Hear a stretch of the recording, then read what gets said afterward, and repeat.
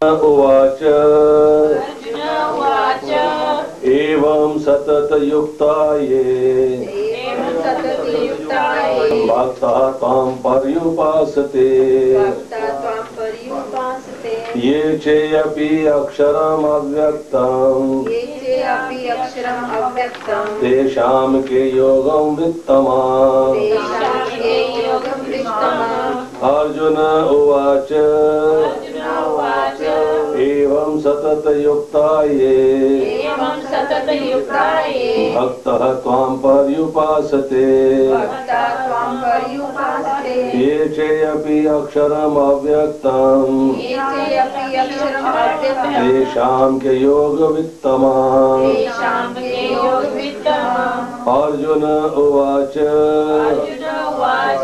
एवं सततयुक्ता ये भक्ताः त्वां पर्युपासते ये चाप्यक्षरम् अव्यक्तम् तेषां के योग वित्तमाम्। अर्जुन उवाच एवं सततयुक्ता ये भक्तास्त्वां पर्युपासते ये चाप्यक्षरम् अव्यक्तम् तेषां के योग वित्तमाम्। इसका अनुवाद पढ़ता हूँ, कृपया ध्यान पूर्वक सुनिएगा। अर्जुन ने पूछा, जो आपकी सेवा में सदैव तत्पर रहते हैं या जो अव्यक्त निर्विशेष ब्रह्म की पूजा करते हैं, इन दोनों में से किसे अधिक पूर्ण सिद्ध माना जाए। श्लोक संख्या 2। श्री भगवान ने कहा, जो लोग अपने मन को मेरे साकार रूप में एकाग्र करते हैं और अत्यंत श्रद्धा पूर्वक मेरी पूजा में सदैव लगे रहते हैं, वे मेरे द्वारा परम सिद्ध माने जाते हैं। श्लोक संख्या 3 और 4। लेकिन जो लोग अपनी इंद्रियों को वश में करके तथा सबों के प्रति समभाव रखकर परम सत्य की निराकार कल्पना के अंतर्गत उस अव्यक्त की पूरी तरह से पूजा करते हैं, जो इंद्रियों की अनुभूति के परे है, सर्वव्यापी है, अकल्पनीय है, अपरिवर्तनीय है, अचल है तथा ध्रुव है, वे समस्त लोगों के कल्याण में संलग्न रहकर अंततः मुझे प्राप्त करते हैं। श्लोक संख्या 5। जिन लोगों के मन परमेश्वर के अव्यक्त निराकार स्वरूप के प्रति आसक्त हैं, उनके लिए प्रगति कर पाना अत्यंत कष्टप्रद है। देहधारियों के लिए उस क्षेत्र में प्रगति कर पाना सदैव दुष्कर होता है। श्लोक संख्या 6 और 7। जो अपने सारे कार्यों को मुझ में अर्पित करके तथा अविचलित भाव से मेरी भक्ति करते हुए मेरी पूजा करते हैं और अपने चित्तों को मुझ पर स्थिर करके निरंतर मेरा ध्यान करते हैं, उनके लिए हे पार्थ, मैं जन्म मृत्यु के सागर से शीघ्र उद्धार करने वाला हूँ।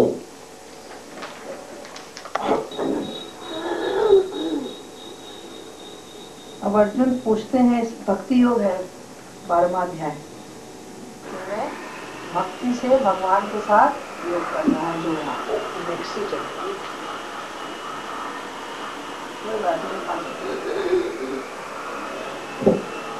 इसलिए चलाइए वो आपको बना रहे कल के लिए।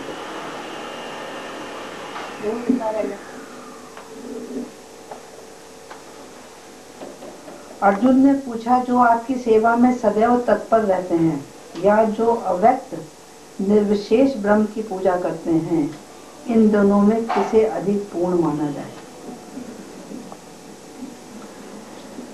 यहाँ अर्जुन का प्रश्न है कि जो आपकी सेवा करते हैं, मतलब जो भक्ति योग है, और जो निर्विशेष ब्रह्म की पूजा करते हैं, उसमें से कौन ज्यादा अधिक बेटर सिद्ध है, बेटर है। क्यों, हमें क्या करना चाहिए, ये अर्जुन पूछना चाहता है भगवान। अर्थात जो सगुणवादी है, सगुणवादी का मतलब जो भगवान के साकार रूप की पूजा करते हैं, और निर्विशेष निराकारवादी कौन, जो भगवान की निराकार रूप की पूजा करते हैं। साकार रूप क्या है भगवान का? भगवान का अर्चा विग्रह है, भगवान एक व्यक्ति है, भगवान बांसुरी बजाते हैं, भगवान के माता पिता हैं, और भगवान के पूरा शरीर हम देख सकते हैं, अच्छा विग्रह के रूप में देख सकते हैं जैसा वेदों में बताया गया है। तो ये भगवान की साकार रूप की पूजा हुई। और निराकार की रूप की कि भगवान दिखाई नहीं देते, अव्यक्त हैं। अव्यक्त का मतलब व्यक्त नहीं, दिखाई नहीं देते, अनमैनिफेस्टेड। और निर्विशेष का मतलब क्या है कि उनके अंदर कोई विशेषता नहीं है, उनको आप देख ही नहीं सकते, तो विशेषता कहाँ से आएगी? इम्पर्सनल। इम्पर्सनल का मतलब क्या है? कोई पर्सनल चीज नहीं भगवान के अंदर, इम्पर्सनल है, निर्विशेष। तो भगवान निर्विशेष निराकार की भी लोग दो प्रकार के अध्यात्मवादी हैं। एक है निर्विशेष निराकारवादी और दूसरा है साकारवादी। साकारवादी वो है जो साकार रूप की पूजा करते हैं और निराकारवादी वो है जो निराकार रूप की पूजा करते हैं। अर्जुन था साकारवादी क्योंकि वो भगवान को देखता था, भगवान को ही सारा प्रेम करता था। तो अर्जुन अपनी स्थिति को पक्का करना चाह रहा कि मैं तो भगवान को प्रत्यक्ष रूप में मानता हूँ, वो ज्यादा बेटर है या जो लोग भगवान को निर्विशेष निराकार मानते हैं वो ज्यादा बेटर है, कौन ज्यादा सिद्ध? तो अर्जुन जो है भगवान से ये कंफर्म करना चाह रहा है, किस लिए? हम लोगों के लिए। क्योंकि आज भी दो लोग हैं, या साकारवादी हमें कैसे पूजा भगवान की करनी है ये समझाने के लिए अर्जुन बता रहे हैं।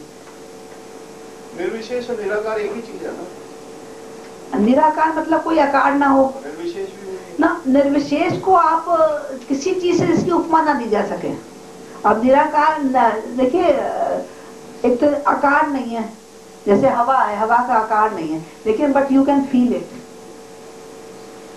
उसके अंदर आपकी फीलिंग भी नहीं है, आप किसी चीज से इसकी उपमा नहीं दे सकते, वो निर्विशेष हो गया। किसी भी चीज से आप इसकी उपमा नहीं दे सकते कि ये ऐसा है, तो वो हो गया इम्पर्सनल, कोई उसके अंदर क्वालिटी नहीं है, विशेषता कोई नहीं है। निराकार वाले विशेषता बता सकते हैं? निराकार वही उसी को मानते हैं ना, निर्विशेष निराकार एक ही हुआ। तो दोनों में कौन ज्यादा श्रेष्ठ है? अब भगवान ने भगवत गीता में जगह जगह पे बताया है कि तुम मेरी पूजा करो। जीव कौन है? भगवान का अंश है, मामे वंश है जीव लोके जीव पूता सनातना। जीव मेरा ही भिन्न और सनातन अंश है। द्वितीय अध्याय में भगवान बताते हैं। 7वें अध्याय में बताते हैं भगवान कि ये जो है पूर्ण अंश, भगवान जो है वो पूर्ण है और पूर्ण का अंश कौन है? जीव है। 8वें अध्याय में भगवान बताते हैं कि अंत समय में जो मेरा ध्यान करेगा वो मेरे धाम को आएगा। अंत समय में हम कृष्ण का ध्यान करेंगे ना, तभी तो कृष्ण के धाम को जाएंगे। तो भगवान बता रहे जो मेरा ध्यान करेगा वो मेरे पास आएगा। ऐसे 6ठे अध्याय में बताया जो निरंतर मेरा ध्यान करता रहता है वो मुझे ही प्राप्त करता है। तो इस प्रकार जगह जगह पे भगवान बता रहे हैं कि कृष्ण जो है, ये अर्जुन बता रहे हैं, भगवान ने बताया जगह जगह पर कि तुम मेरी पूजा करो, मुझको ध्याओ, मुझे ही प्राप्त करने की कोशिश करो, मतलब साकार रूप की पूजा करो। लेकिन कुछ लोग हैं अध्यात्मवादी जो कि भगवान के निराकार रूप की पूजा करते हैं, तो उनको लिए अर्जुन पूछ रहा वो ज्यादा अच्छे हैं या जो मैं कर रहा हूँ साकारवादी ये ज्यादा सही है? तो निराकारवादी जो होते हैं अप्रकट इंद्रियों की अनुभूति से परे। तो इस पर समझा देते हैं भगवान दूसरे श्लोक में, पहले कह देते हैं कि है अर्जुन, जो लोग अपने मन को साकार रूप में एकाग्र करते हैं और अत्यंत श्रद्धा पूर्वक मेरी पूजा करते हैं वो परम सिद्ध माने जाते हैं। दूसरे श्लोक में भगवान क्या कह रहे हैं कि जो मेरी साकार रूप की पूजा करते हैं, अपने मन को एकाग्र करके, मतलब पूरे कंसंट्रेशन के साथ मेरी साकार रूप में पूजा करते हैं, सदैव हमेशा नित्य, वो परम सिद्ध माने जाते हैं। ये नहीं कहा कि जो निराकार रूप में मेरी पूजा करते हैं वो भी सिद्ध है, ये नहीं बताया। पहले ही पहला क्वेश्चन भगवान ने आंसर क्या दे दिया? जो साकारवादी हैं वो परम सिद्ध है। साकारवादी भी किनको? जो शुद्ध भक्त हैं भगवान के, सदैव निरंतर हर समय 24 घंटे जो मेरी पूजा करते हैं, हर कार्य कृष्ण के लिए, कोई भौतिक कार्यकलाप नहीं। क्या करते हैं? नवदा भक्ति, कीर्तन, श्रवण, विष्णु स्मरण, पाद सेवनम, अर्चनम, वंदनम, हर तरीके से भगवान की हर समय सेवा करते रहते हैं। बाजार जा रहा, बाजार के लिए भगवान के लिए कुछ लेके आ रहा है, सुबह उठ रहे हैं, मंगल आरती में जा रहे हैं, भगवान के लिए भोग बनाना है, सर्विस भी कर रहे हैं, तो जो उसका फल मिल रहा है, जो धन मिल रहा है, उससे हम भगवान के लिए चीजें ला रहे हैं। घर को भी मंदिर में परिणित कर रखा है, भक्तों से मुलाकात है, और दूसरी दूसरी जगह नहीं जा रहे, अपनी इंद्रिय तृप्तियों के लिए, अपनी कामनाओं के लिए कुछ नहीं कर रहे। क्या कर रहे हैं? सब भगवान के लिए। वो उसको भगवान ने कह दिया, वो परम सिद्ध पहले ही कह दिया। अब वो और दूसरों को परम सिद्ध नहीं कहा, उसको लिए भगवान अगले श्लोक में एक्सप्लेन करेंगे। तो जो भगवान का साकार रूप में होता है, जो साकार रूप की पूजा करते हैं, वो परम सिद्ध है। क्यों? क्योंकि वो पूर्ण समाधि में रहते हैं। पूर्ण समाधि का मतलब क्या है? कि हर समय सुबह से लेकर शाम तक भगवान के बारे में ध्यान है। जिनको अपने कार्य, भौतिक कार्य जरूर कार्यकलाप कैसे करते हैं, वो भी भक्ति युक्त हो जाते हैं। उनके संसार, अपने घर का संभालना है, बच्चे देखने हैं, वो देखने हैं, कार्य इस तरीके से हो रहे हैं कि वो भक्ति युक्त हो रहे हैं। उसमें लिपायमान नहीं होते कि हमें ये करना है, भक्त समझ के करते हैं घर वालों का काम भी। ये घर एक मंदिर है, और मंदिर में भगवान रहते हैं, और जितने और दूसरे लोग रहते हैं वो सारे भक्त हैं। तो घर में जो भी काम हो रहा है, भक्तों की सेवा हो रही है, ये दिमाग के अंदर विचार है। तो 24 घंटे वो भगवान की ही पूजा कर रहे हैं, तो हर समय वो समाधि में रहते हैं। और जो निराकारवादी होते हैं वो भी समाधि में जाते हैं, लेकिन कब जाते हैं? बहुत कलेश के बाद। अष्टांग योग में क्या होता है? 8 अंग होते हैं, जिसके यम, नियम, आसन और प्राणायाम, प्रत्याहार, धारणा, ध्यान और समाधि। ये 8 होते हैं। यम मतलब क्या है? मन और इंद्रियों को कंट्रोल में रखो। नियम सारे विधि विधानों का पालन करो। आसन स्पेशल सिटिंग पोजीशंस होती हैं उनकी, उस हिसाब से बैठो, सीधा करके तन के बैठो, पालथी मार के बैठो, अलग अलग, वो सब आपको 6ठे अध्याय में बताया गया था। फिर प्राणायाम, सांस के ऊपर कंट्रोल रखो। प्रत्याहार, इंद्रियों को इंद्रियों विषयों से अलग करो। इंद्रियां कहीं जानी नहीं चाहिए। अब आप कोई चीज देखो ना, कोई चीज चखो मत, कुछ अच्छा कपड़ा ना पहनो, अच्छी चीज ना सुनो, ये सब चीजें अपने इंद्रियों को इंद्रियों विषयों से खींचना है। कितना कठिन है। कोई कर सकता है? 1 मिनट में जिज्ञा जा जाती है कि हम ये भी खा लेंगे, ये भी खा लेंगे। फिर उसके बाद धारणा में पूरा कंसंट्रेट करो अपने आप को। किस पर? अव्यक्त पर, जो कि कुछ दिखाई नहीं दे रहा, कुछ समझ ही नहीं आ रहा, क्या है? बस रोशनी है और कुछ नहीं उसके अंदर। कितनी देर तक आप कंसंट्रेट करोगे? फिर उस पर ध्यान करो, मेडिटेशन। अपने आंखें बंद करके मेडिटेट करना है। क्या है? रोशनी का पुंज दिखाई दे रहा है बस। तो कब तक? How long? और उसके बाद फिर अगर बहुत लंबा ये कर लेते हैं तो वो ट्रांस में भी चले जाते हैं, फिर वो समाधि भी लग जाती है। कितना ज्यादा उनको अंदर से आनंद प्राप्त होता है कि बाहर से बिल्कुल हट जाते हैं। उसको कहते हैं समाधि। तो ये कितना मुश्किल है समाधि की स्टेज तक पहुंचना। ट्रांस में पहुंचने का मतलब ये है कि उनको बहुत आनंद तो मिलता है, लेकिन बहुत मुश्किल से, बहुत दुष्कर है। और भक्ति योग को भगवान के लिए कार्य कर रहे हैं, भगवान के लिए भोजन बना रहे हैं, भगवान के लिए सफाई कर रहे हैं, भगवान के मंदिर जा रहे हैं, भक्तों से मिल रहे हैं, भगवान की कथा सुन रहे हैं, कितना इजी। तो भगवान कह रहे हैं ये ज्यादा सिद्ध है।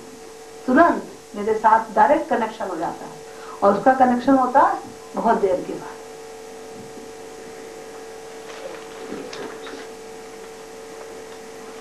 अब तीसरे और चौथे श्लोक में भगवान कहते हैं, एतु अक्षरम अनिर्देश्यम अव्यक्तम पदुपास्ते सर्वत्र गम अचिंत्यम च कूटस्थम अचलम ध्रुवम। अब भगवान यहाँ बता रहे हैं निर्विशेष ब्रह्म की क्या विशेषता है निर्विशेष कोई विशेषता नहीं, लेकिन उसको भी कुछ 8 विशेषण दे दिए भगवान ने। क्या क्या?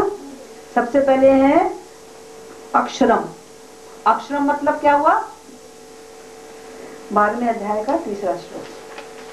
तो अक्षरम का क्या मतलब होता है? जिसका क्षर ना हो। अक्षरम का मतलब जिसका क्षर ना हो, जिसका विनाश ना हो।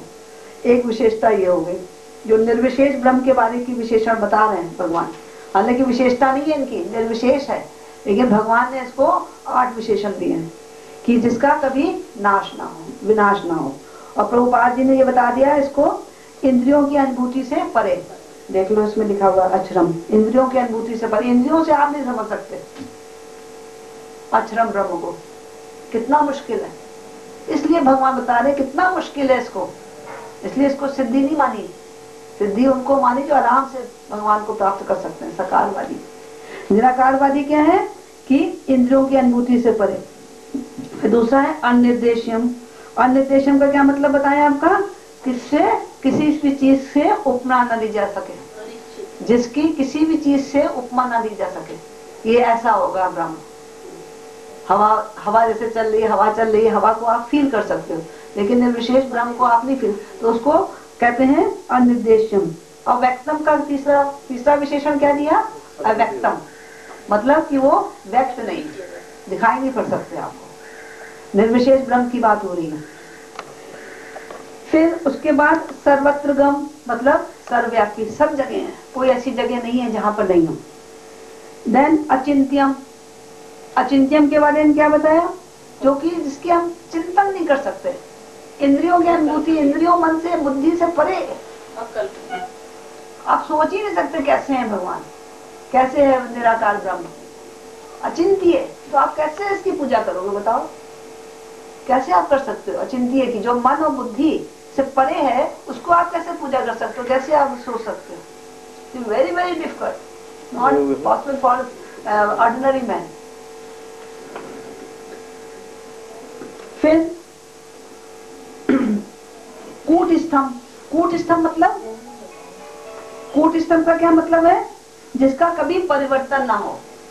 कूटस्थम क्या चीज होती है आपको पता है। कूटस्थम, कूटस्थम होता है जो लोहार होता है ना, वो लोहे को पीटता है, जिसके ऊपर रख के पीटता है। एक मोटा लोहा होता है, उसके ऊपर रख के, उस मोटे लोहे को कूटस्थम कहते हैं। कि वो जो है कभी पर उसको कोई चेंज नहीं आता, जितना मर्जी वो हथौड़े मारे। दूसरा लोहा है, रॉड है, वो पतली हो जाएगी, चिपक जाएगी, गोल हो जाएगी या टूट जाएगी, लेकिन वो नीचे का जो स्तंभ है वो वैसे ही रहेगा। तो ऐसे कूट स्तंभ बता दिया निर्विशेष ब्रह्म को, कि वो कूट स्तंभ, उसमें चेंज नहीं होता, परिवर्तन नहीं होता, एक जैसा रहता। फिर अचलम। अचलम मतलब जो चलायमान नहीं। और ध्रुवम। ध्रुवम मतलब जो निश्चित है, ध्रुव है, निश्चित है। तो ये 8 विशेषण भगवान ने बताए हैं, जो इनकी पूजा करते हैं। पर्युपास्ते मतलब जो इन 8 चीजों की पूजा करते हैं। और 8 चीजों की पूजा करनी कितनी मुश्किल है, इसमें पॉसिबल नहीं है, स्पेशली कलयुग में। तो जो 8 इन चीजों को ध्यान में रखते हुए निर्विशेष ब्रह्म की पूजा करते हैं। और क्या करते हैं साथ में, सन्नी इंद्रिय ग्रामम, जितने भी अपनी इंद्रियां हैं, सारी इंद्रियों को कंट्रोल में कर लो। सारी इंद्रियों को कंट्रोल में कर लो। कैसे, इंद्रिय विषयों की तरफ ना जाने दो। इंद्र कोई देख, अच्छी चीज नहीं देख सकते, मतलब भौतिक संसार की चीज नहीं देख सकते, या कोई और अपनी इंद्रियों के लिए, स्वाद के लिए नहीं दे सकते, कोई अच्छा पहन नहीं सकते, अच्छा सुन नहीं सकते, सूंघ नहीं सकते। ये जो ज्ञान इंद्रियां जिससे हम ज्ञान प्राप्त करते हैं, उन सबको कंट्रोल में कर लो, इंद्रिय विषयों से हटा दो। फिर सर्वत्र समबुद्धिया, जितने भी जीव है सब में समबुद्धि रखो। सब बुद्धि, सब बराबर, शत्रु मित्र, किसी से द्वेष नहीं, किसी से राग नहीं, सब एक बराबर सबको देखना। कलयुग में कौन देखता है ऐसा, कितने लोग देख सकते हैं, सब में समबुद्धि रखते हुए। फिर सर्वभूत हितेरता, जितने जीव है सबके लिए कल्याण के बारे में सोचो। हर जीव के कल्याण में, सब हर जीव के हित में काम करो। जो इस तरह मेरे को पूजा करते हैं, वो अंत में मेरे को प्राप्त हो सकते हैं। तो निराकारवादी आराम से प्राप्त करते हैं कि सकारवादी करते हैं। निराकारवादी कलयुग में तो नॉट पॉसिबल एटलीस्ट। तो it is very very difficult कि आप जो है भगवान को निराकार रूप में करते हैं जो है, लेकिन उनका थोड़ी दूर करेंगे फिर पतन हो जाएगा, क्योंकि आगे बढ़ नहीं सकते। इसलिए इतना डिफिकल्ट प्रोसेस है, तो इसलिए उनका पतन हो। और कोई मान लो कर भी ले, आपने भगवान को सारे सब जीवों के हित के लिए कार्य भी किया, और सब में समबुद्धि भी रखी, अपने इंद्रियों को भी कंट्रोल में कर लिया और भगवान की पूजा भी आप कर रहे हो, सब तरीके से कर ली, तो उसका फल क्या है? भगवान के निर्विशेष रूप में जाओगे, साकार रूप में नहीं जाओगे। निर्विशेष रूप क्या है भगवान का? भगवान की ब्रह्म ज्योति। फल उसका कितना है? क्या है? ब्रह्म ज्योति। ब्रह्म ज्योति में भी जाने के बाद आनंद तो बहुत है। आनंद क्या है कि वहां पर कष्ट नहीं है, इस संसार से दुखों से हमारा छुटकारा हो जाता है। लेकिन जो असली प्रसन्नता है, क्योंकि आत्मा हमारी कैसी है? सच्चिता आनंद, सत्य चित और आनंद, इसको आनंद चाहिए। वहां पर आनंद है लेकिन उतना आनंद नहीं है जो कि भगवान के धाम में है, जहाँ पे हम भगवान के साथ आदान प्रदान कर सकते हैं प्रेम का, भगवान को दे सकते हैं, भगवान से ले सकते हैं, भगवान को देख सकते हैं। जो वो आनंद है, वो आनंद ब्रह्म ज्योति में नहीं है। तो वहां पर भी आत्मा बेचैन रहती है और कभी भी उसका दोबारा से पतन हो सकता है, वहां जाने के बाद भी, और प्रोसेस के दौरान भी पतन हो सकता है। तो इसलिए भगवान ने उस बात को नकार दिया। जो निर्विशेष ब्रह्म की पूजा करते हैं, हालांकि वो अंत में मुझे प्राप्त हो सकते हैं, लेकिन उनकी एकदम बहुत डिफिकल्ट है, और फिर भी जाएंगे तो वो ब्रह्म ज्योति में जाएंगे।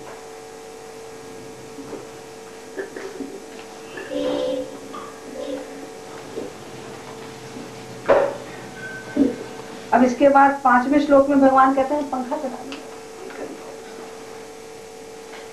क्लेशो अधिकतर तेषाम, उनके लिए बड़ा क्लेश है। क्लेशो अधिकतर तेषाम, उनको बहुत ही कष्ट है। किसको? जो अव्यक्त आसक्त चेतसाम, जिन्होंने अपनी चेतना को अव्यक्त में आसक्त कर रखा है। फिर भी लोग करने को कृष्ण को नहीं मानते और कहेंगे नहीं भगवान जो है बस रोशनी का पुंज है, कृष्ण नहीं भगवान। जिनके मन ऐसों में आसक्त रहते हैं, अव्यक्त में जो कि दिखाई नहीं देता, उसमें आसक्त रहते हैं, उनको बड़ा क्लेश है। क्लेशो अधिकतर तेषाम अव्यक्त आसक्त चेतसा।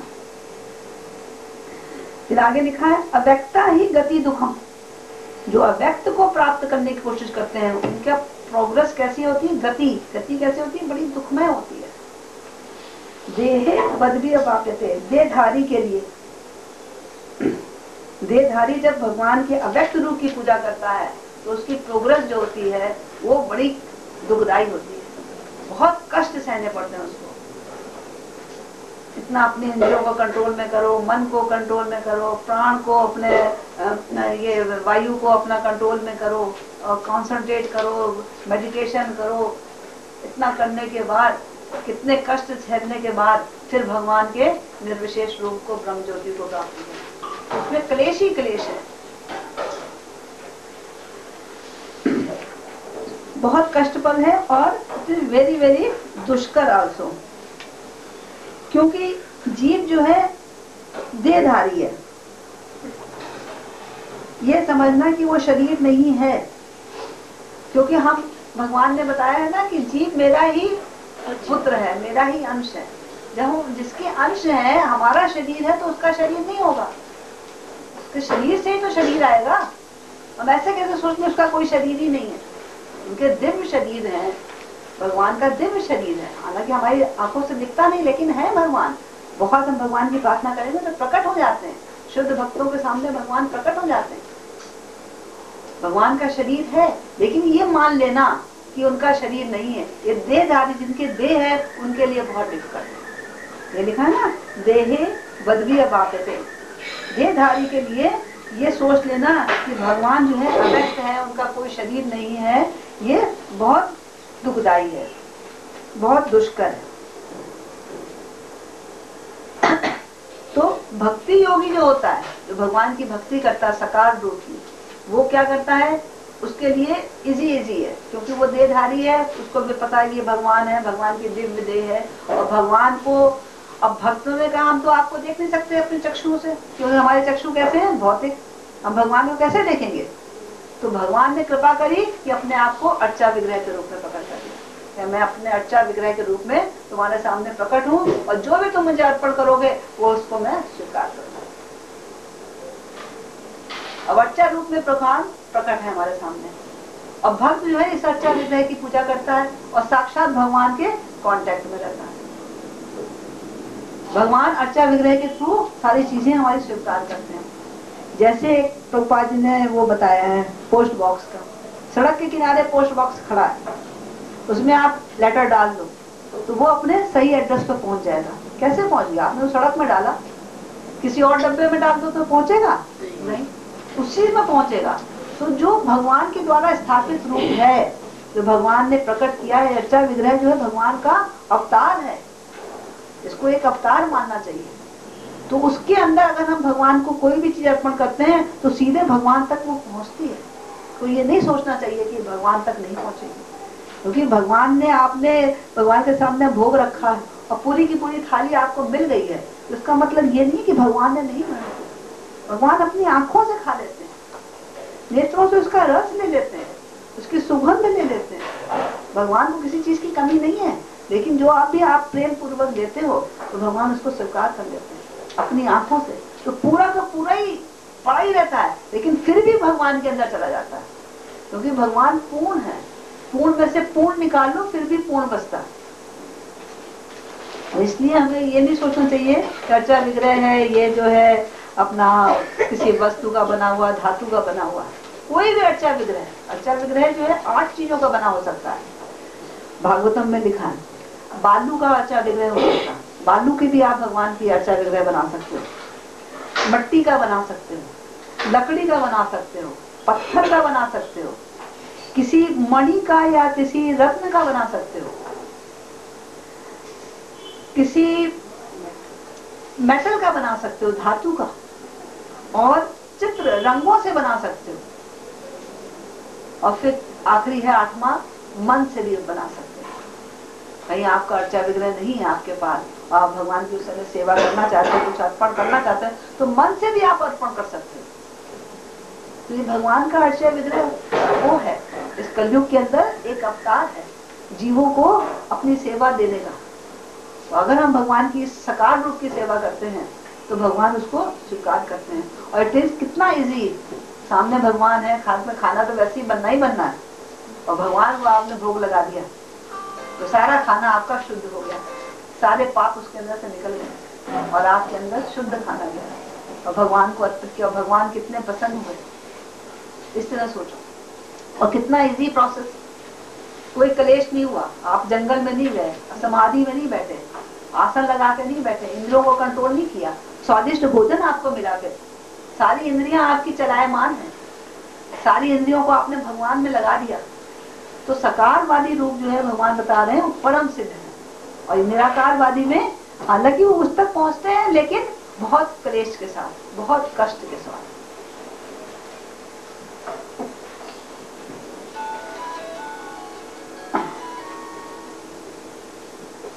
क्योंकि ये भी बता रहे हैं कि अगर किसी भक्त के द्वारा ये सकार, ये जो निराकारवादी हैं, मतलब ये इनको कैसा, ये क्या करते हैं निराकारवादी? सकारवादी ने तो आराम से अर्चा विग्रह की पूजा कर ली और अपना भगवान का प्रेम प्राप्त कर लिया। और निराकारवादी क्या करेंगे?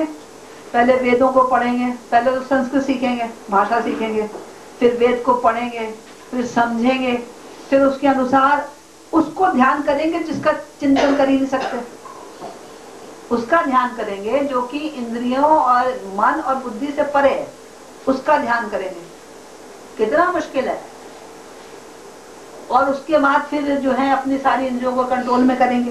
तो कल्पना द्वारा है। तो समान व्यक्ति के लिए ये जो है सुगम रास्ता नहीं है और अंतिम फल भी निश्चित नहीं है, अनिश्चित है, कभी भी पतन हो सकता है। और पतन नहीं भी हुआ, ब्रह्म ज्योति में भी चले गए तो भी वहां पर पूरा पूर्ण आनंद नहीं प्राप्त होगा। दुखों से निवृत्ति हो जाएगी लेकिन सुख की प्राप्ति नहीं होगी। दुख में संसार से तो निकल गए लेकिन सुख की प्राप्ति नहीं हुई। तो ये जो है निराकारवादियों का गंतव्य है। और सकारवादियों का गंतव्य क्या है? सीधे भगवान आएंगे, अपने साथ ले जाएंगे।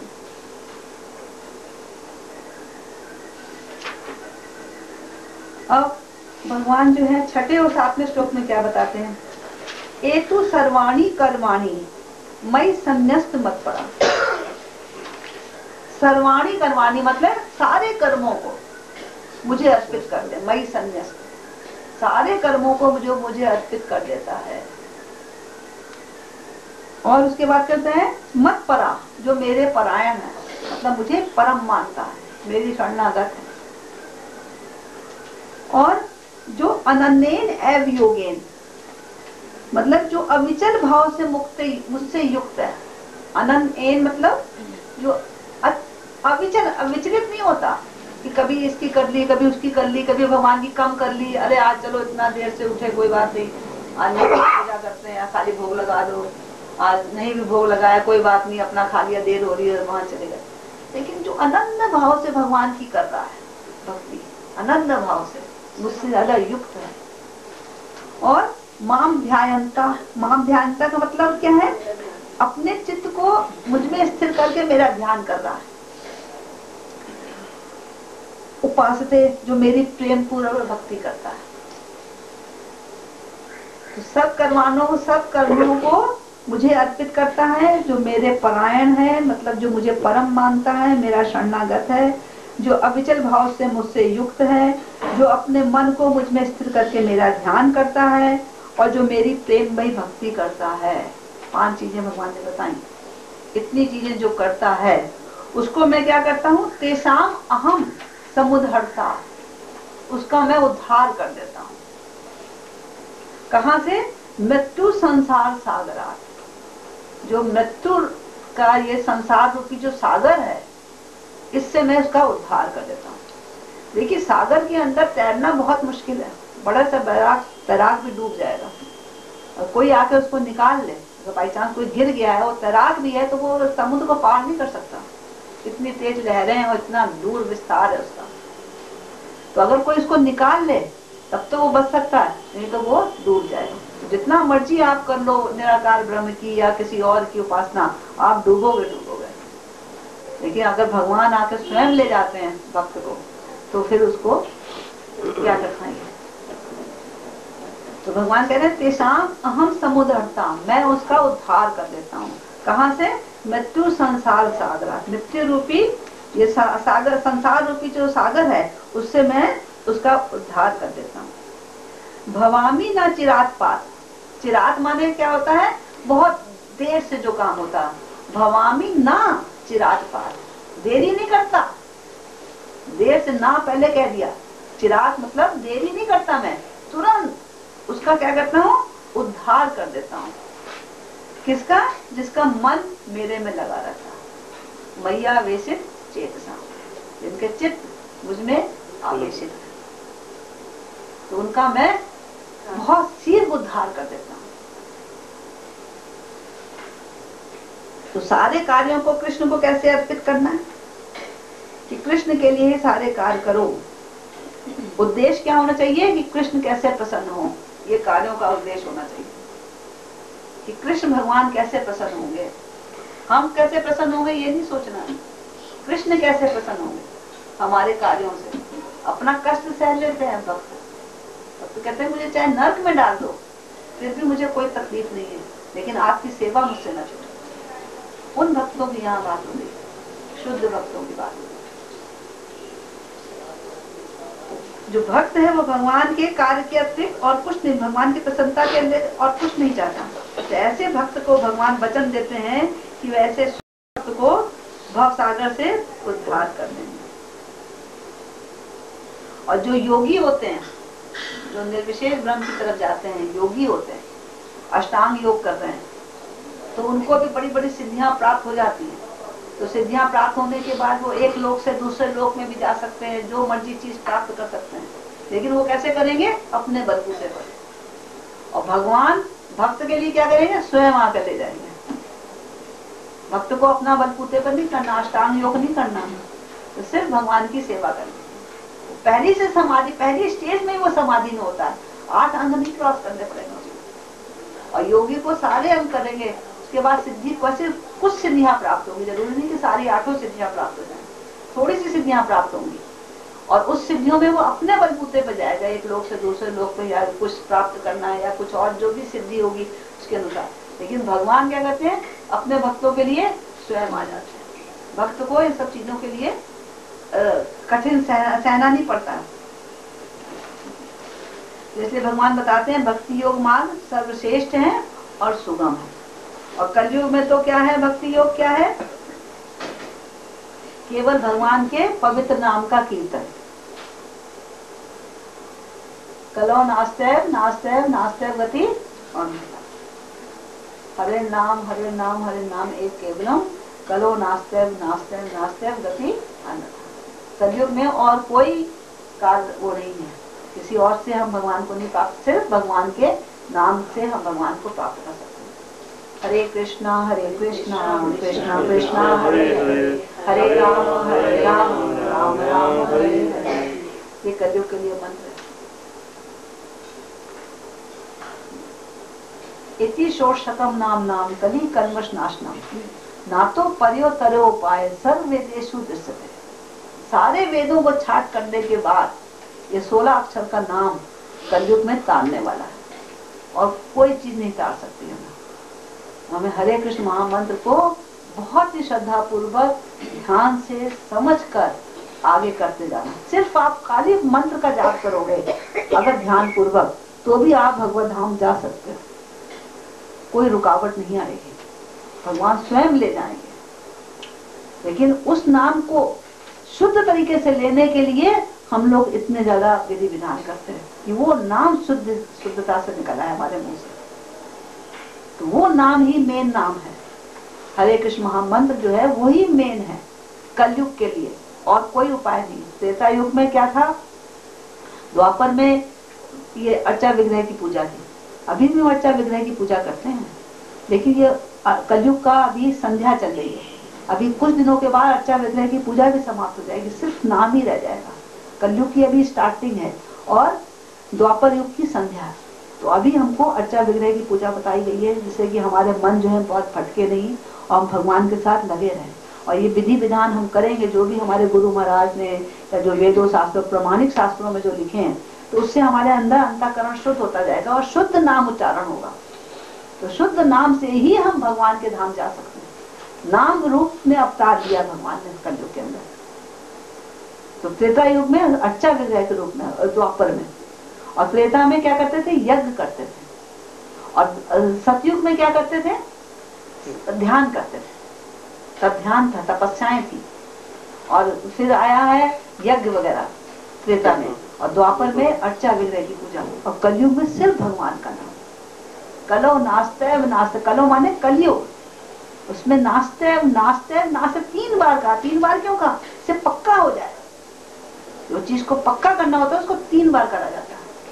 कलो नास्तेव नास्तेव नास्तेव गति अन्यथा, कोई और गति नहीं है कलयुग के लिए। कलयुग में सिर्फ एक है, भगवान का नाम का स्मरण करना, कोई और विधि नहीं है। भगवान कहते हैं ना भगवत गीता में, सर्व धर्मान परित्यज्य मामेकम शरणम व्रज, अहम त्वाम सर्व पापेभ्यो मोक्षयिष्यामि मा शुचा। मैं सारे पापों से तेरा नाश कर दूंगा, सारे पाप, तू घबरा मत। तो हमें पापों की चिंता नहीं करनी है, उनके लिए बड़े बड़े प्रायश्चित नहीं कर रहे हैं, उनमें अपना समय वेस्ट नहीं करना है। ये पाप हो गया, ये प्रायश्चित कर लो, ये हो गया, ये कर लो, उसमें करने की जरूरत नहीं है। सिर्फ भगवान की भक्ति करो, सिर्फ भगवान को, भगवान का नाम लो, उसी से ही आपका सारे पाप अपने आप ही खत्म हो जाएंगे। भगवान ब्रह्म संहिता में ब्रह्मा जी कहते हैं, कर्माणि निर्वहति किंतु च भक्ति वनाम। भगवान जो है अपने भक्तों के जितने कर्म फल को जला देते हैं, ना अच्छा ना बुरा, कर्म फलों से ही मुक्त कर देते हैं भगवान, भस्म कर देते हैं उसके कर्म फल, जो मेरी भक्त होते हैं। हमें भगवान की सिर्फ भक्ति करनी है और कोई रास्ता नहीं कलयुग के लिए। इसलिए कृष्ण शरण जाना है, बस वही सर्वोच्च सिद्धि है। अब निराकार ब्रह्म के तरफ जाएंगे, कितना कष्ट सहेंगे, और कष्ट सहने के बाद क्या होगा, फिर ब्रह्म जो बहुत दूर पहुंच गया तो ब्रह्म ज्योति तक, जब तक कोई शुद्ध भक्त उसके कांटेक्ट में नहीं आता, शुद्ध भक्त के कांटेक्ट में आ गया, ज्ञान उसने पहले प्राप्त किया हुआ है, तब उसको समझ में आया नहीं सब कुछ तो वासुदेव है, और फिर वो वासुदेव की भक्ति में करेगा, वो फिर भगवान के धाम पहुंचता है। भगवान कहते हैं ऐसा महात्मा बड़ा दुर्लभ है। कौन ज्ञानवान, बहुनाम जन्म नाम अंते, बहुनाम जन्म नाम अंते ज्ञानवान मान प्रवर्तते। जो ज्ञानी होता है, जिसने सारा ज्ञान प्राप्त कर लिया, लेकिन भगवान की सेवा में नहीं लगा, विशेष ब्रह्म का ध्यान कर रहा है, भगवान रोशनी का पुंज है। वो बहुत जन्मों के बाद जब मेरी शरण में आता है, वासुदेवा समझ जाता है सब कुछ वासुदेव है, वासुदेवा सर्वम इति, मान लेता है ये इति है, एंड है, कि सब कुछ वासुदेव ही है, और मेरी भक्ति करता है, वैसा महात्मा बहुत दुर्लभ है। भगवान कह रहे हैं क्लेशो अधिकतर क्लेशाम, बहुत क्लेश है, बहुत कष्ट है। तो इसलिए हमको साकार रूप की पूजा करनी है, भगवान का सिर्फ नाम लेना है और भगवान की शरण में जाना है, शुद्ध भक्ति करना है। शुद्ध भक्ति जब तक हम नहीं करेंगे, शुद्ध भक्ति का मतलब क्या है, हम विचलित नहीं हो रहे, वहां से विचलित नहीं होना, अविचलित मन से भगवान पर पूरी तरीके से शरणागत होना। हरे कृष्ण।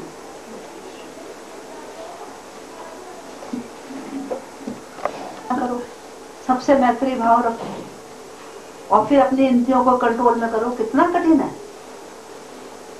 अब निराकार भी कर नहीं सकते। मतलब आर्य समाज मंदिर में जो है ना, उन्होंने वैसे स्वामी दयानंद की फोटो लगा रखी है, और जो इनके बड़े बड़े जो विद्वान हुए हैं उनकी लगा रखी है, भगवान की लगा रखी है, इनकी सब वही तो कह रहे हैं, सारा हाल भरा होता है उनकी फोटो से। उनका भगवान को मानते नहीं वो लोग, निराकार मानते हैं ना, लगाते हैं वो निराकार। वो लोग कितना मुश्किल है उनके लिए अभी, इसी कलयुग में ऐसा हो रहा है।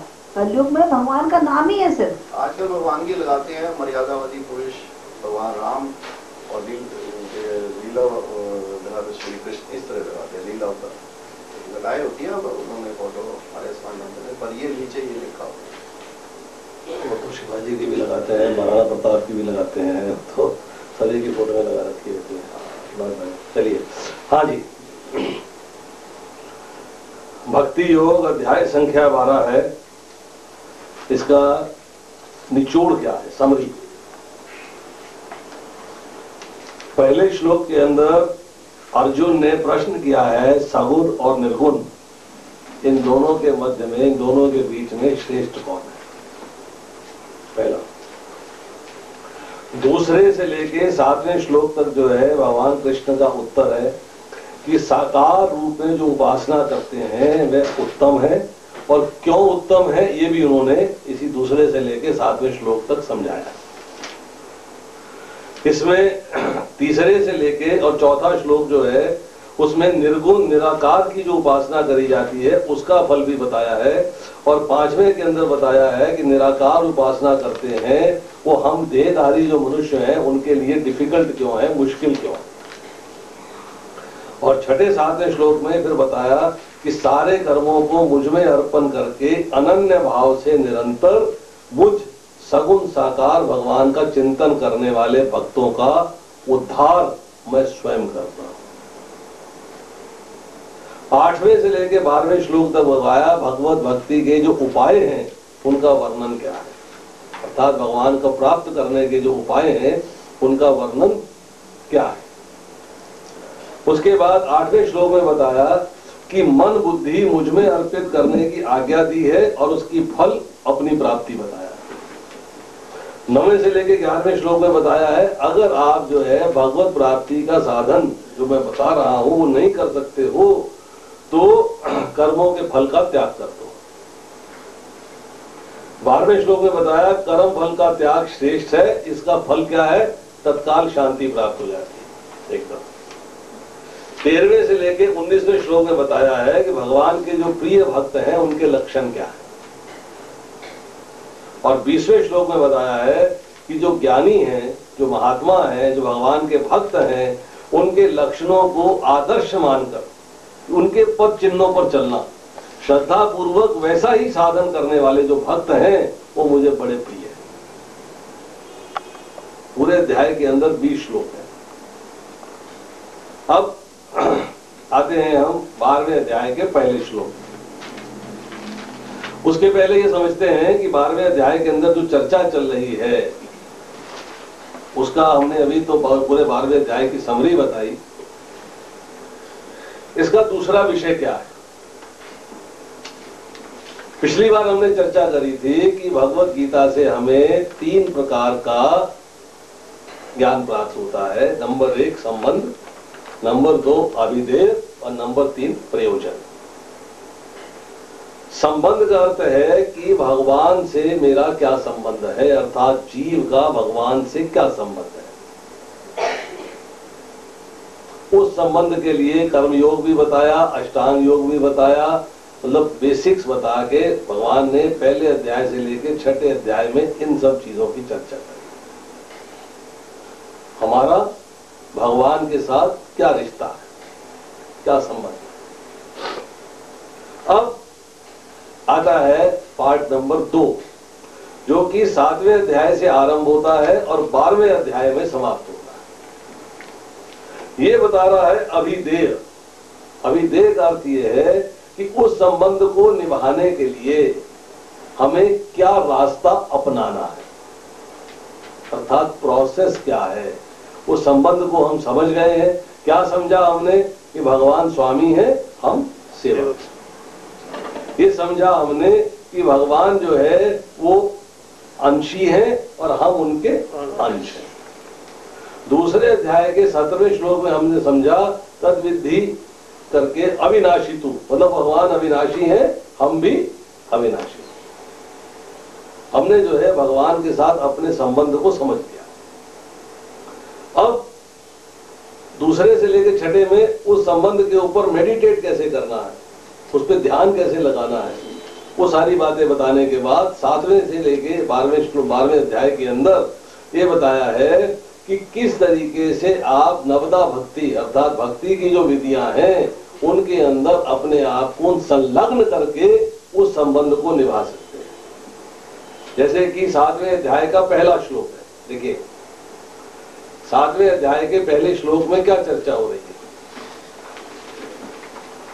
मय्या सक्त मनः पार्थ योगम युजन्मदाशय असंशयम समग्रम माम यथा ज्ञास्यचित्रक्षनु। श्री भगवान ने कहा, हे प्रथापुत्र, अब सुनो कि तुम किस तरह मेरी भावना में पूर्ण रहकर और मन को मुझ में आसक्त करके योगाभ्यास करते हुए मुझे पूर्णतया संदेह रहित जान सकते हो, मुझे जान सकते हो। भगवान क्या बता रहे हैं, मुझे जान सकते हो। मुझे जान सकते हो क्या बताया, नंबर 1 कि तुम किस तरह मेरी भावना में पूर्ण रहकर, मेरी भावना मतलब जैसा मैं दिख रहा हूं, अर्थात माम का अर्थ है माम और समग्रम, 2 शब्द इस्तेमाल किए। इसका मतलब है भगवान के संपूर्ण स्वरूप को, अधूरे स्वरूप को नहीं। जैसे ब्रह्म ज्योति की भी चर्चा करेंगे, वो भगवान का अधूरा स्वरूप है, पूर्ण नहीं। पूर्ण है सच्चित आनंदमय स्वरूप। भगवान कह रहे हैं कि मेरी भावना में और मन को मेरे में आसक्त करके, कि मन को आपको भगवान के अंदर आसक्त कर देना है।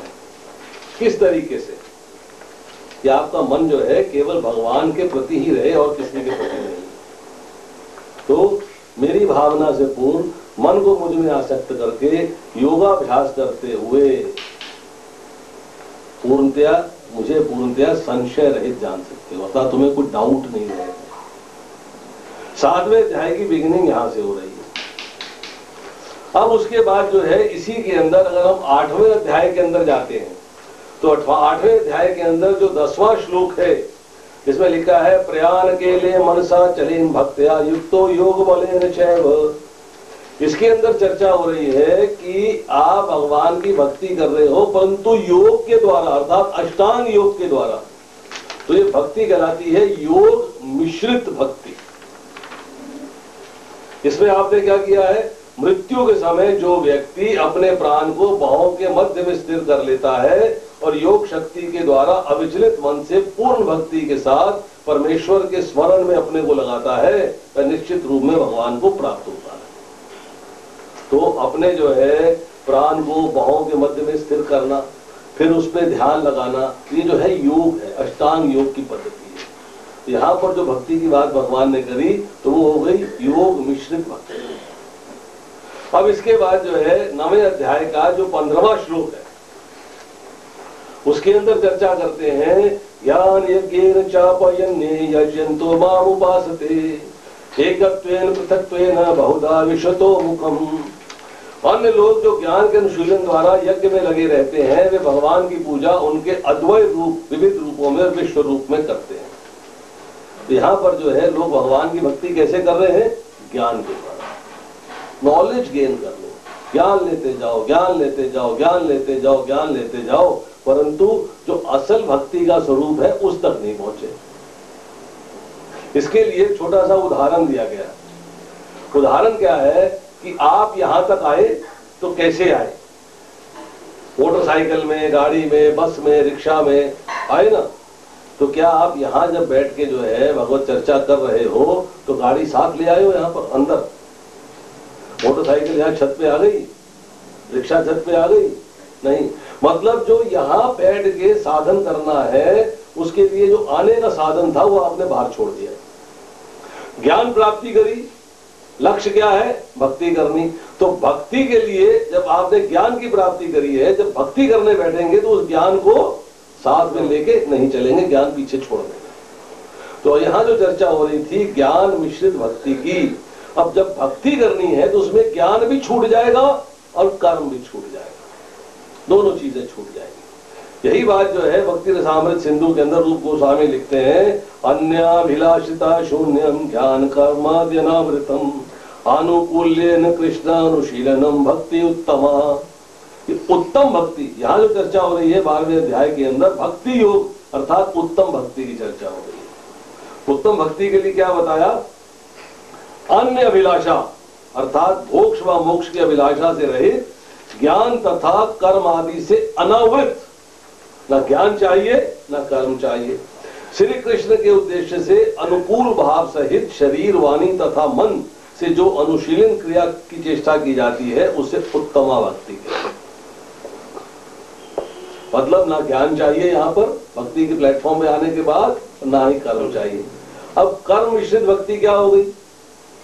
भाई भक्ति में तो कर्म करना पड़ रहा, पर यहां जिस कर्म की बात हो रही है वो चर्चा ये हो रही है कि व्यक्ति जो है कर्मों में तो लगा भगवान की सेवा में, परंतु साथ साथ भोगों की वासना अभी उपस्थित है।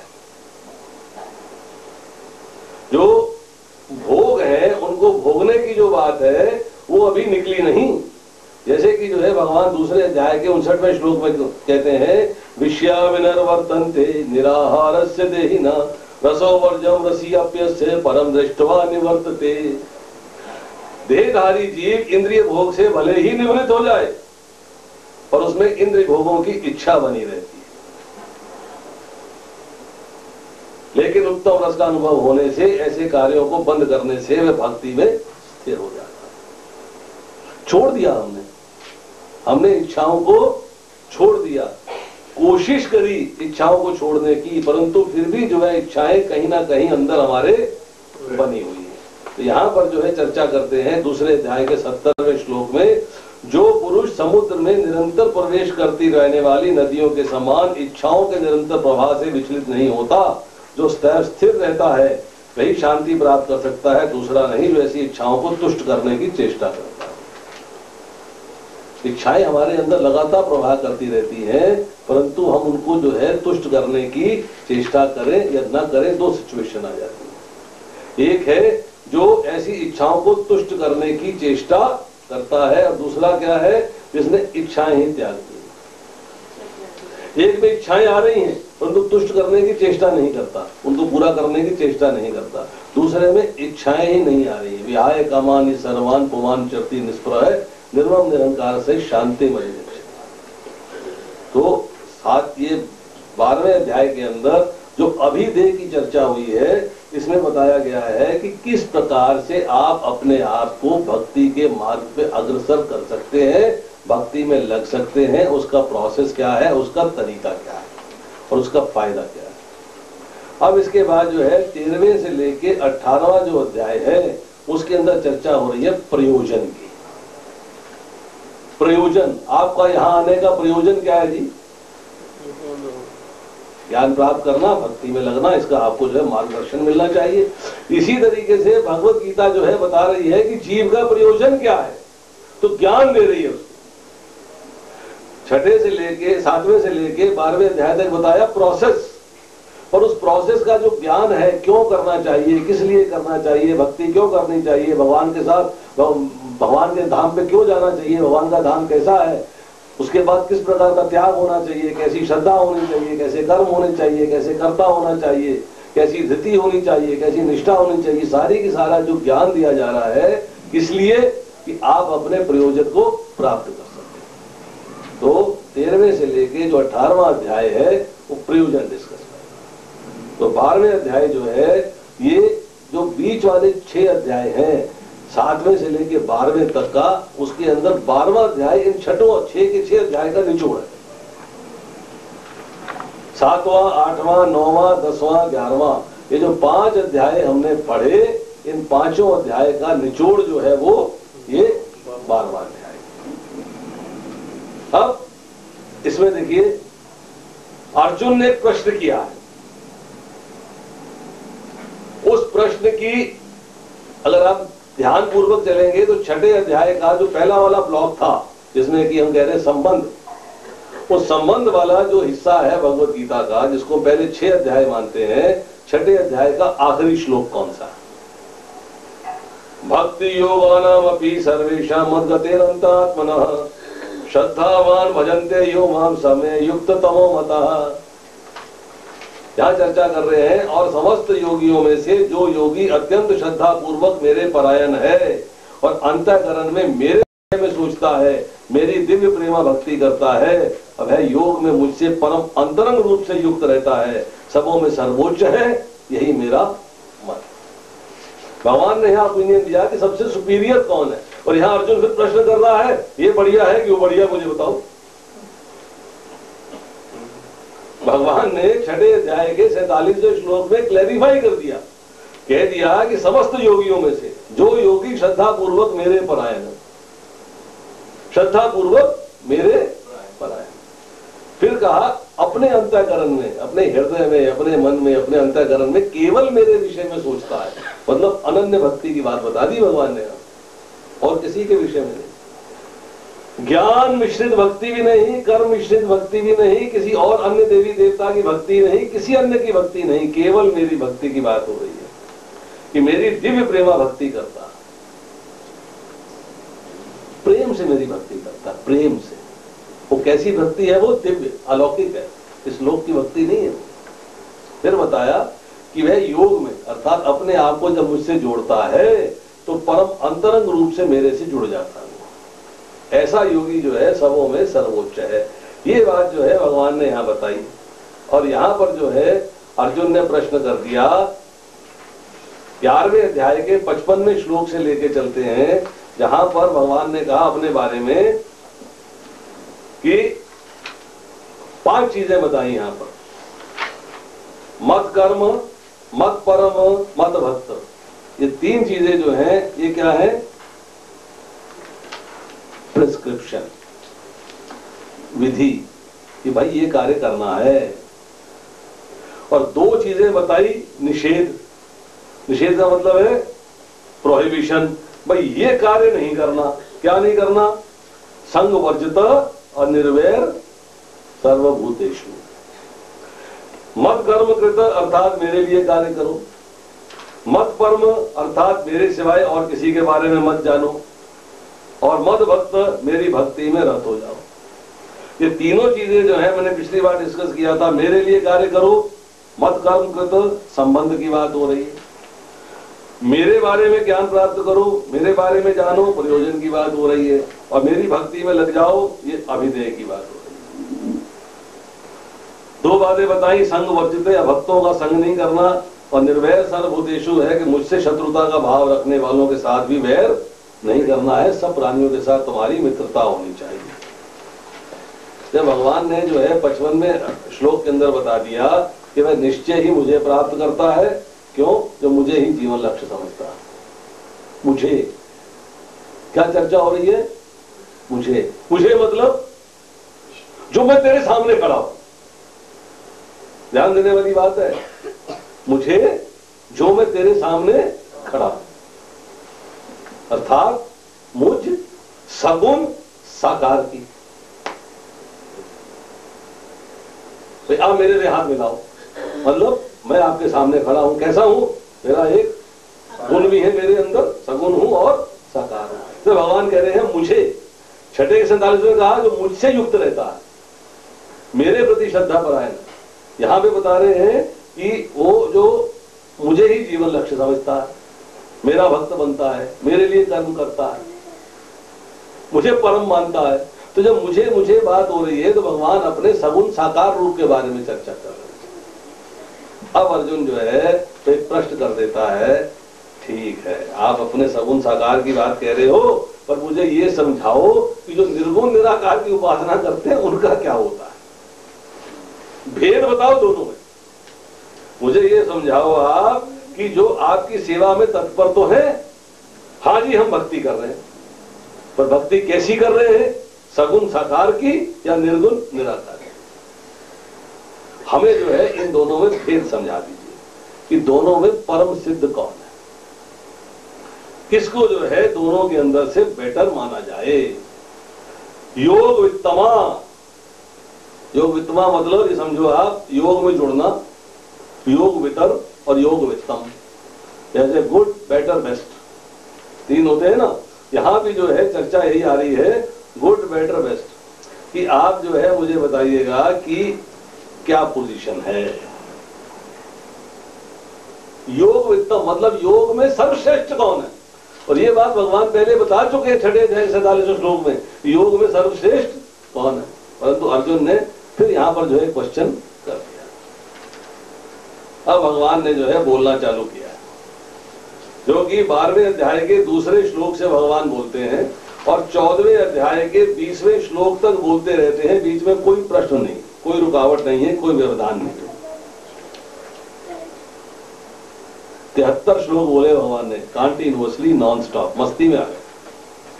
लेकिन है ना, मुझे रोको मत, डोंट स्टॉप मी, कोई प्रश्न नहीं। मतलब भगवान जो है मस्ती में आ गए हैं, बिल्कुल लगातार बोलते चले जा रहे हैं, एक के बाद एक के बाद एक के बाद एक चीजें एक्सप्लेन करते चले जा रहे हैं। अर्जुन बड़े ध्यानपूर्वक सुन रहा है, आनंद ले रहा है। अब भगवान ने जो है जब बोलना आरंभ किया है तो भगवान ने क्या कहा दूसरे श्लोक के अंदर, दूसरे श्लोक में कहा कि जो लोग अपने मन को मेरे साकार रूप में एकाग्र करते हैं और अत्यंत श्रद्धा पूर्वक मेरी पूजा करने में सदैव लगे रहते हैं, वे मेरे द्वारा परम सिद्ध माने जाते हैं। जो बात छठे के 47 में बताई थी वो बात भगवान ने जो है यहाँ बता दी। क्या बताई कि मुझे शीघ्र कैसे प्राप्त कर सकते हैं, भगवान ने बता दिया। उसका आंसर क्या है, जो सगुण साकार रूप के उपासक हैं, जो उसकी उस रूप में मेरी भक्ति करते हैं, वो उत्तम है। सगुण साकार, यहां पर जो है सगुण साकार के अंदर अब चर्चा आती है। यहां पे श्लोक के अंदर जो शब्द इस्तेमाल हुए हैं, क्या शब्द इस्तेमाल हुए हैं कि आपके पास क्या क्वालिफिकेशन है मुझे प्राप्त करने के लिए, क्या क्वालिफिकेशन है। तो भगवान ने बताया नंबर 1 मया वैश्य। मया वैश्य का मतलब क्या है कि मुझ में अपने आप को आवेशित कर दिया, मुझ में स्थिर कर दिया। अर्थात आपने अपने मन को लगातार बिना रुके, बिना किसी रुकावट के निरंतर मेरे में लगा दिया। नंबर 2 ये बताया नित्य युक्ता। नित्य युक्ता का मतलब क्या है, नित्य मेरे से युक्त हैं, हर समय मेरे से जुड़े हुए हैं, हर समय ये कोशिश करते हैं कि मैं भगवान से जुड़ा रहूं, भगवान से जुड़ा रहूं। Desire eternal relationship with me. उनकी हर समय इच्छा रहती है कि भगवान से विलग ना हो, भगवान का विस्मरण ना हो, हर समय भगवान के साथ जुड़े रहें और हर समय भगवान का स्मरण रहे। फिर अगला शब्द इस्तेमाल किया श्रद्धया परया श्रद्धया, अर्थात मेरे को पूर्ण श्रद्धा के साथ मेरी भक्ति करना। ये नहीं मजबूरी में, कंपल्शन नहीं। कैसी भक्ति, श्रद्धा पूर्वक। और यहाँ भगवान बताते हैं कि जो परम श्रद्धा पूर्वक लगातार मुझ में अपने आप को एब्जॉर्ब किए हुए है, मुझे मन मेरे में लगाए हुए है और फिर मेरी उपासते पूजा करते हैं, ये लोग जो मेरी पूजा करते हैं किस तरह से करते हैं? नवदा भक्ति के द्वारा। श्रवणम कीर्तनम विष्णु स्मरणम पाद सेवनम अर्चनम वंदनम दास्यम साख्य आत्मनिवेदनम, मतलब नवदा भक्ति के द्वारा जो है मेरी पूजा करते हैं, ये लोगों को मैं परम सिद्ध मानता हूं। मेरे में श्रद्धा है, मन इनके मुझ में स्थिर है, नवदा भक्ति से मेरी उपासना कर रहे हैं और नित्य युक्त रोजाना जो है सततम मेरे साथ जुड़े हुए हैं, मुझसे विलग नहीं। इन 4 क्वालिफिकेशन जिसके पास हैं उनको मैं परम सिद्ध मानता हूं। अब प्रश्न ये आया कि उन्होंने कहा कि श्रद्धा, अब श्रद्धा कितने प्रकार की है भाई, किस प्रकार की श्रद्धा होनी चाहिए? श्रद्धा तो भगवान ने जो है यहां पर 3 प्रकार की बता दी। कैसी श्रद्धा बताई? एक बताई जो सात्विकी श्रद्धा है, सात्विकी सतोगुण में श्रद्धा है भगवान के प्रति, सतोगुण में मतलब अध्यात्म की श्रद्धा भी बोलते हैं कि आप जो है केवल भगवान की भक्ति में लगे हुए हो, आपका और कोई विचार नहीं है। दूसरी बताई राजसिक श्रद्धा, अर्थात जो आपकी भगवान के प्रति कर्म करने में है, हमें कर्म करना चाहिए, श्रद्धा है भगवान में ठीक है, परंतु कर्म भी मुझे करना चाहिए। तीसरी श्रद्धा क्या बताई कि जो तामसिक है, जिसमें आप जो है नियमों का उपनियमों का पालन नहीं करते, आप रूल्स रेगुलेशंस को अवॉइड करते हो। श्रद्धा तो है, श्रद्धा है 4 नियमों का पालन करना, श्रद्धा है कि आपको भगवान को भोग लगा के लेना है पर आप चाय पीते हो, अरे भक्ति तो करने हैं जी, पर नियमों का पालन नहीं करते, तो कैसी श्रद्धा हुई? ये तामसिक श्रद्धा कहलाती है। परंतु भगवान क्या कहते हैं कि तुम्हारी श्रद्धा जो है किसमें होनी चाहिए? केवल मेरी सेवा में होनी चाहिए। इसको कहा गया है गुणातीत, अर्थात तीनों गुणों से ऊपर श्रद्धा है। भगवान के सिवाय कोई कार्य नहीं, नो अदर जॉब। जो यहां बताया उन्होंने पहले भी कि कृष्ण के अनुशीलन, अर्थात कृष्ण की सेवा में ही सब कुछ समर्पित हो जाए, जब वो श्रद्धा हो जाएगी तो श्रद्धा जो है गुणातीत श्रद्धा कहलाती है, तीनों गुणों से ऊपर श्रद्धा कहलाती है। अब जो यहां बताया योगमितम, पिछले श्लोक में चर्चा हुई कि योग में उच्च कौन है, तो यहां बता रहे हैं योग में उच्च है जिसके पास जो गुणातीत श्रद्धा के लेवल पे स्थित है। जो अभी जो है आध्यात्मिक श्रद्धा पे है वो योग वितर है। तो इस तरह जो है जैसे ही जो है अपना ज्ञान कर्म आदि से जो मिश्रित है, ज्ञान तो है, सात्विक हो गए, कर्म भी कर रहे हैं, परंतु जो इससे मिश्रित भक्ति है वो योग वितर है।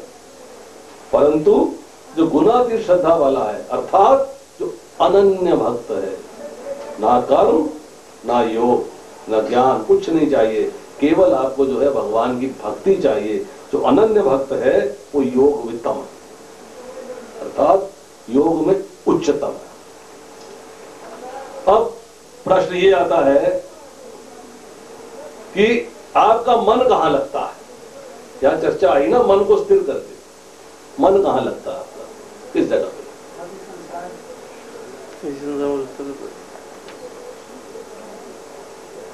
मन आपका लगता है जहां प्रेम होता है।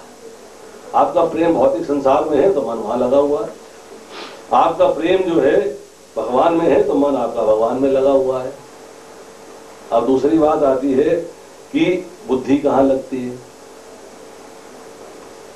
बुद्धि लगती है जहां श्रद्धा होती है। जहां प्रेम होता है वहां मन लग जाता है, जहां श्रद्धा होती है वहां बुद्धि लग जाती है। अब प्रेम में आपको क्या चाहिए? प्रेम में आप क्या करते हो?